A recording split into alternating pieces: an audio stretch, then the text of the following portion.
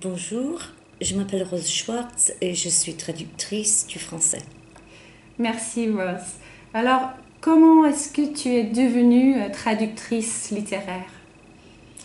À l'époque, et je parle des années 70, je vivais à Paris et on m'a donné un livre qui m'avait complètement passionnée et j'ai décidé que je devais le traduire sans me poser de questions. Je n'avais jamais traduit, je ne savais pas du tout comment fonctionnait le monde de l'édition, mais je savais que ce livre, c'était pour moi.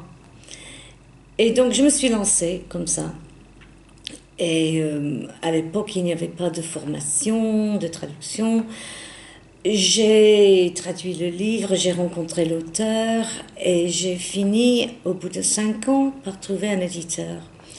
Ensuite, je suis retournée en Angleterre et j'ai trouvé que j'étais inemployable. J'avais fait plein de choses, j'avais voyagé, je parlais 4 langues, mais je n'avais jamais travaillé en Angleterre et impossible de trouver un travail. Donc, je me suis inventée comme traductrice. Et j'ai eu beaucoup de chance parce que, à l'époque, les éditeurs n'étaient pas très bien informés et on a commencé à me donner du travail. Merci. Et donc, est-ce que tu gagnes ta vie en faisant de la traduction littéraire maintenant?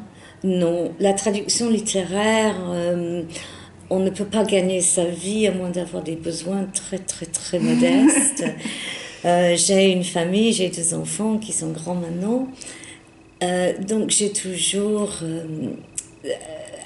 fait d'autres genres de traductions à côté, des traductions commerciales, enseignement, des, la traduction littéraire, c'est le plaisir, mais ce n'est pas un bon moyen de gagner sa vie. Et donc, comme conseil, qu'est-ce que tu dirais aux personnes qui souhaitent devenir traducteur ou traductrice littéraire?